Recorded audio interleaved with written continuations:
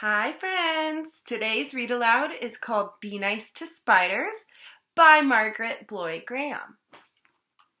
One of my favorites. I'm going to just be doing all of my favorites. I hope you guys are cool with that.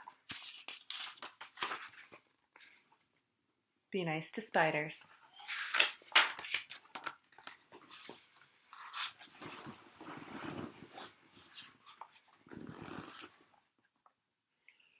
One morning, as the keeper of the zoo was about to unlock the gate, he noticed something on the steps. It was a matchbox with a note that read, "Please look after Helen. I've had her since she was a baby, but I can't keep her anymore. We have to move to an apartment that won't take pets. Thanks, Billy."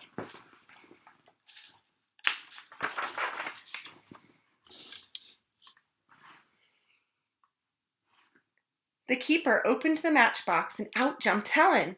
"Great Scott!" he said. "A spider!" He tried to catch her, but Helen was too fast for him.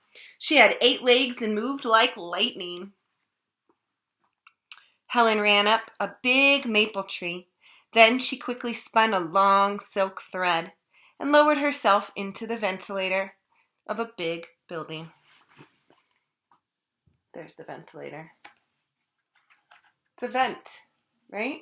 It vents out moisture that's in the building.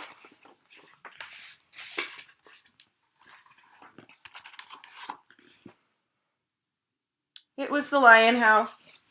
There was a big old lion in one cage and a mother lion and her cubs in another. There were also lots of flies. They were buzzing in the lion's ears and crawling on their noses. The lions were annoyed, but Helen was delighted. She loved to eat flies.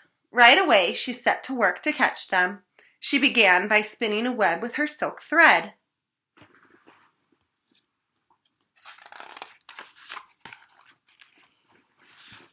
First, Helen spun the outside threads. Then she dropped straight down. Next, she spun lots of threads from the center to the outside. Then, she spun a little spiral in the middle. Finally, she spun a big spiral. This part of the web was very sticky. When Helen had finished, she sat in the center and waited. One by one, the flies got caught in the sticky part of the web, and one by one, Helen ate them.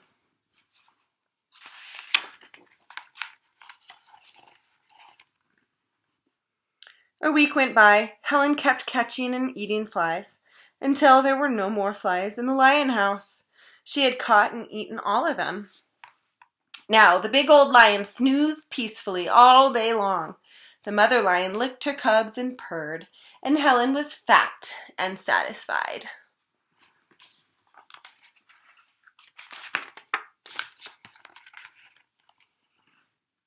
Next, Helen moved to the elephant house. There were lots of flies there too, and elephants don't like flies any better than lions do. In a week, Helen had caught all the flies in the elephant's house. The mother elephant and her baby were happy and could once again enjoy a bath.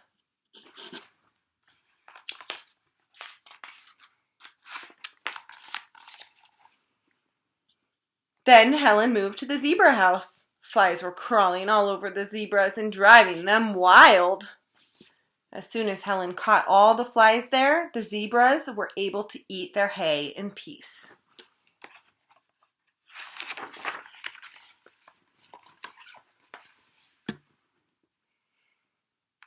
Helen went from one building to another, spinning webs and eating up all the flies. The zoo became a peaceful place. All the animals were happy and contented. As for Helen, she was happy and contented too. It was a spider's paradise.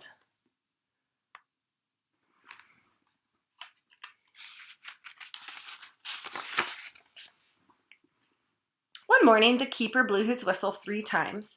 All the men came running, and the animals looked up to see what was going on. "Boys," said the keeper, "the mayor is coming to inspect the zoo this afternoon at 4. The animals look fine, but the cages sure need cleaning up. And don't forget to get rid of all those spider webs." "Uh-oh." "But Chief," said the assistant, scratching his head, "I thought spiders were supposed to be sort of useful." "Joe," said the keeper, "those webs make the place look a mess. Okay, boys, get busy." The men started sweeping the cages. Then they hosed and scrubbed them down.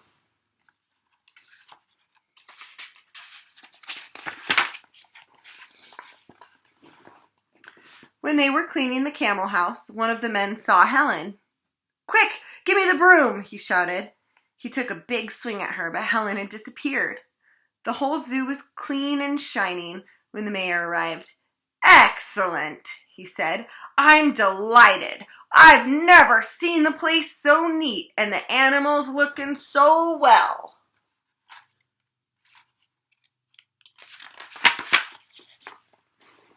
Meanwhile, Helen was still in the camel house, hiding in a crack in the ceiling. As the days went by, she grew very hungry, but she didn't dare come out. The flies began coming back, and the camels were irritable again.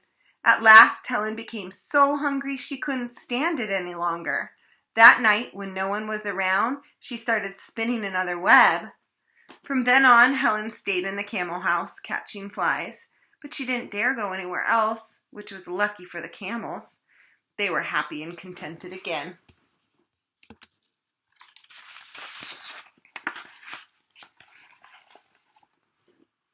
But everywhere else in the zoo, it was a different story. It didn't take long for the flies to come back and bother all the other animals. The keeper went from cage to cage. "I can't understand it, Joe. When the mayor was here, the animals were in such good shape. Now look at them." "You're right, Chief," said Joe. "They sure do look miserable."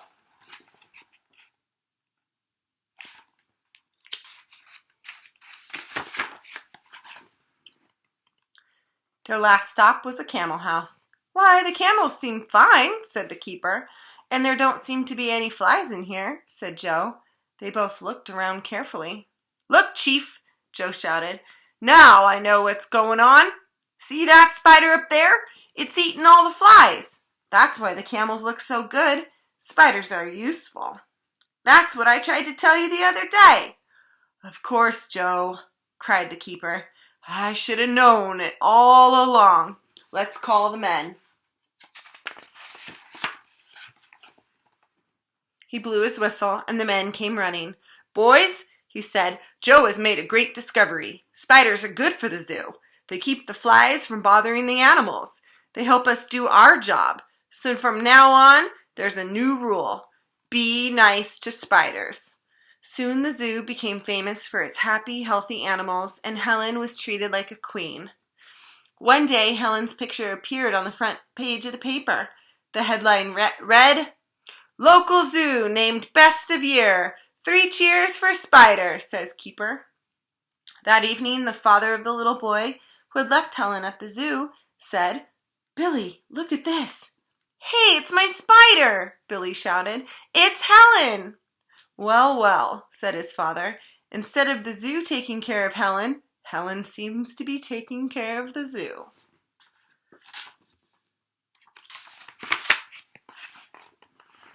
The next morning, Billy ran to the zoo.